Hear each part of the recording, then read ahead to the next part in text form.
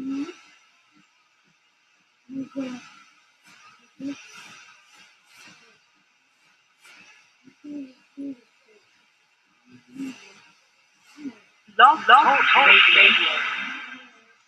begins. Your journey begins. From the West Coast to British Columbia, around the world, welcome to tonight's edition of call us at 1607 203 203 Radio. Find Dave on Facebook, or Skype us. Now, here's your host, Dave Scott. Good evening and welcome to Space Radio. I'm your host, Dave Scott, and it's Monday night edition. You're on the East Coast morning. We broadcast on SpaceRadio.com, SpaceRadio.com, 7 days a week. For me, 5 in a row. We can't leave the weekend at James Tyson. We are officially your stop supernatural, UFO, conspiratorial, and much more. Doing tonight.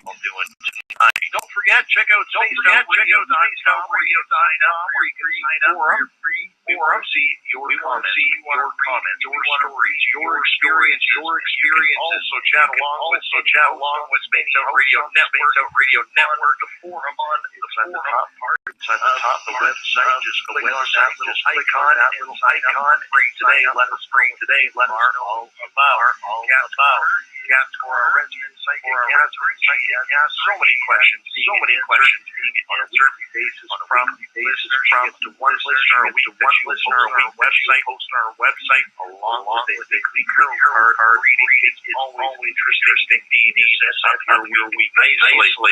Tonight's show is brought to you by Red Readings, providing in person or at a distance. If you let them know that you heard us out on Space Out Radio, you receive a 10% discount off your price. It's just that simple. 80,000 readers a month. Read the Agora newspaper.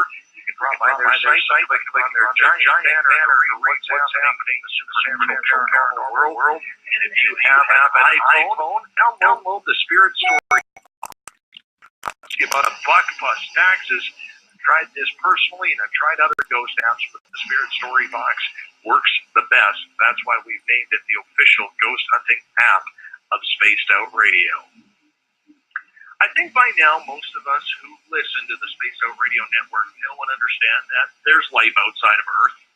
The number is staggering as to how many people on this planet, and more so closer to home here in North America, have had experiences with extraterrestrials. The debate isn't so much as to whether they're here or not. The big debate is how many species have visited Earth. Greys, we've heard about the Pleiadians, reptilians, the Nordics, the Mantins, tall greys, short greys, Anunnaki. Some experts in this field say up to 200 different species of aliens have visited Earth. Many have made contact, whether it's through abduction, chance encounters, or telepathy. And it's not just ordinary citizens such as you and me having these experiences. It's with all people in all walks of life, from all sorts of government power as well. Presidents, popes, prime ministers have all had encounters, or so the rumor has it, with meeting the beings from another world. Admitting to it publicly is definitely another thing altogether. The Arcturians are one of those species that have been visited Earth for a while. They're said to be a peaceful and spiritual species who is here to be a benefit to mankind's future rather than one to hinder our growth or worse, take us over. Saurian Michael White is a spiritualist, intuitive, and an Arcturian contact. His life changed in 1995 when he started noticing his personal abilities start to amplify. He made contact. He now teaches others not only about Arcturians, but about bettering their self-being and self-worth. His website, Saurian, that's SARYON.com.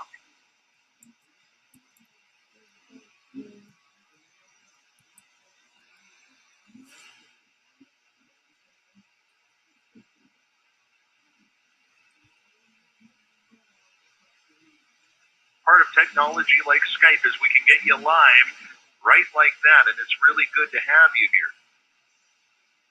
Yeah, and what a wonderful place to be doing this interview. The veils are very thin here, and there's a lot of really wonderful energy coming in to the earth from other realms, and it's very purifying, very good energy.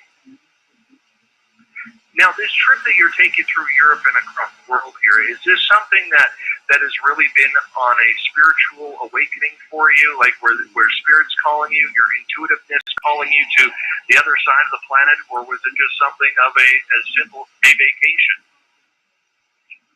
Well, I've always wanted to do an around-the-world trip, something I've wanted to do for probably 10, 15 years.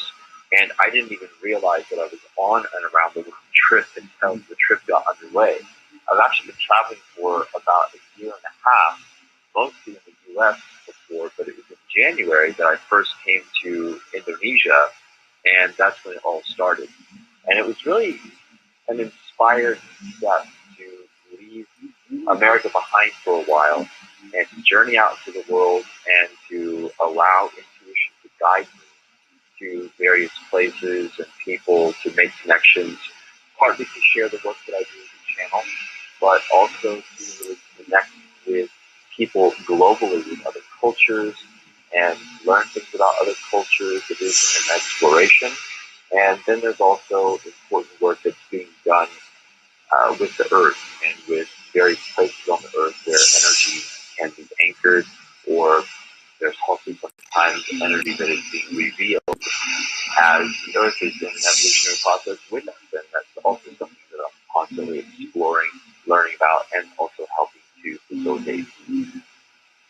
That brings up a really good topic, Sarian, with the fact that most of us here in North America have either A, never been to Europe, or B, never will have a chance to go, whether it's financial or family or something along those lines.